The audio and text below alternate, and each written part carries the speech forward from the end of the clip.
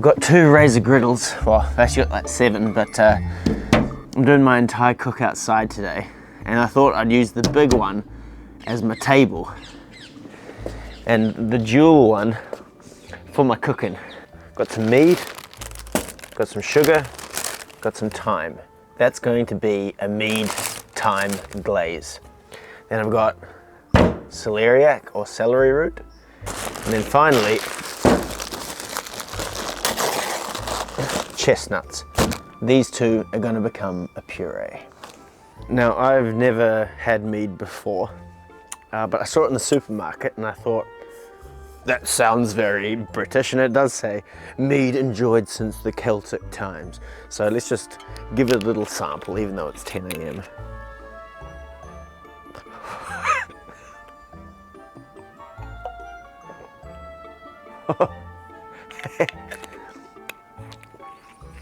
Well, actually, that's not half bad.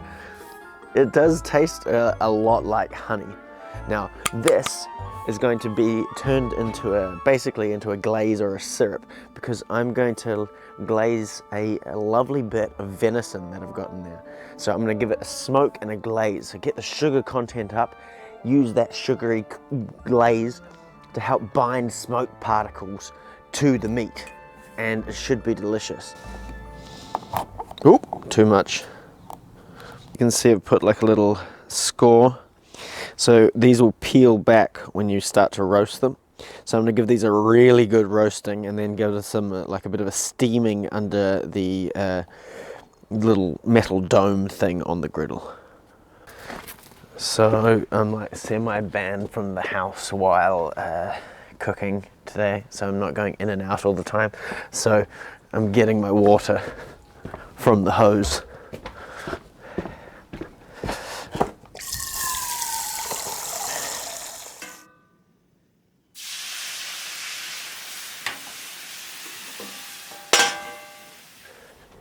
It is so cold today.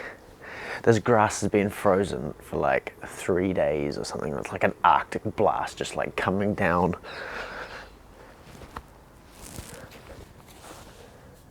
And I even think it might be snowing just a little bit. For me, this is quite exciting because it doesn't, where I'm from, doesn't usually get this cold. I don't think it's, well, in my lifetime, it's never snowed in Auckland, New Zealand. So this is pretty crazy stuff. But I don't know if I like it.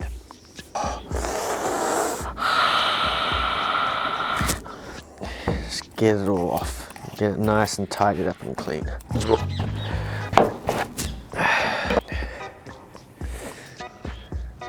So chop them up into relatively small pieces. You don't want to be mucking around with this for too long. It's all going to end up being blended anyway. So not even chunks, bits. So once the chestnuts are cooked, we're going to cook these in the same fashion. So basically it's just going to go on top of the griddle. Going to get sort of not caramelized, because I'm not even going to put any oil down. I'm just going to put it under the dome, let it get warm, and just slowly pour water under there and let them sort of almost steam cook. It's probably the most efficient way of doing things.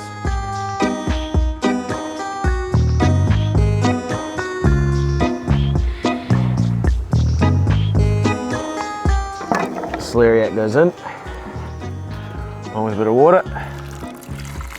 Cook! So the last bit of prep is my mead glaze. So it's not that strong, it's only 13%, so let's go about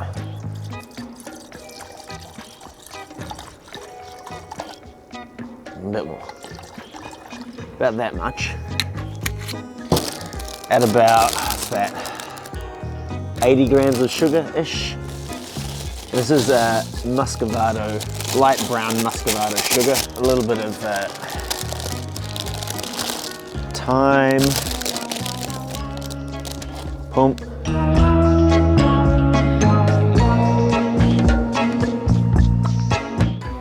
The contrast between hot and cold is making it so hard to film. I keep fogging up. God, that smells so sickly sweet. So it's getting pretty mushy. So you just start breaking it down, moving it around. I I don't know what I'm pissing it around for really. It's all basically cooked, and this sort of situation is exactly what extension leads are designed for. But like, whatever man, this is the 21st century. It's very uncouth, but it works. I don't know if that's a first, but blender on a griddle mostly works. Needs a little bit more blending, but that's gonna get salted, and then later on I'm gonna stir through some butter to finish it off with some white pepper, and it's gonna be so good. So this is my lovely bit of venison haunch. They've wrapped it in caul fat, which is like stomach lining, or like it surrounds the organs of some animals, and it just basically gives you a nice sort of bit of juicy insulation for your meat. It is going to be fantastic.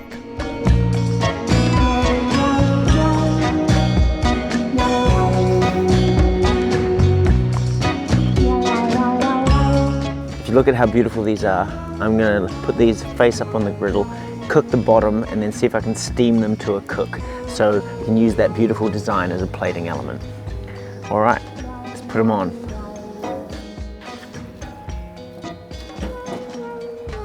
Now, as you can see, that looks bloody beautiful. Let's get some more of that meat on it. Oh yeah. Bloody beautiful. That caul fat is just like, you can just sort of see the remnants of it. It's not like completely stand out, but look at the color that's taking. That's the mead and the smoke just doing their thing. I'll give it a flip over soon because this has actually got like a light fat cap on it. And I think we're going to go to around about 60 degrees internal. So I've got to be very careful. It's not a big bit of meat.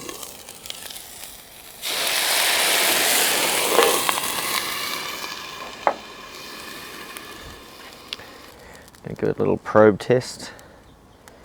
They're only at 28 degrees. We've got at least another 20 to go, and then I'll be taking it off the heat.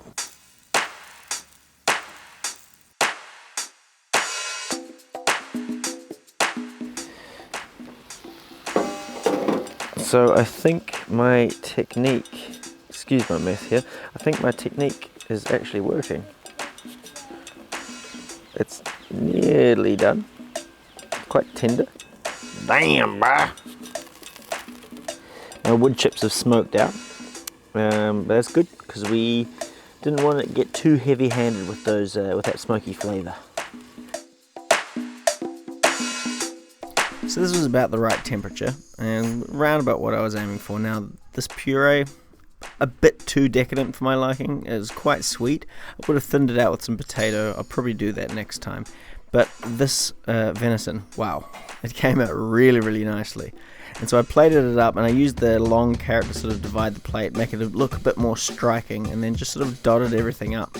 Now these are like cranberries that are going down. They provide a nice sour contrast to all the sweetness on the plate. And there's three elements that are sweet: the venison, the carrot, and the puree. And so when it came down to it, the venison was actually quite nice, gamey, but layered with like these beautiful notes of sweetness and floraliness from the thyme. Quite delicious. The weakest part of the plate is, in fact, the puree, but that meat was pretty damn tasty. Well worth a go. Make sure you use that hybrid griddle to do more than just griddling and searing and grilling. Stick some smoked chips under there and get smoking as well. Anyway, Merry Christmas.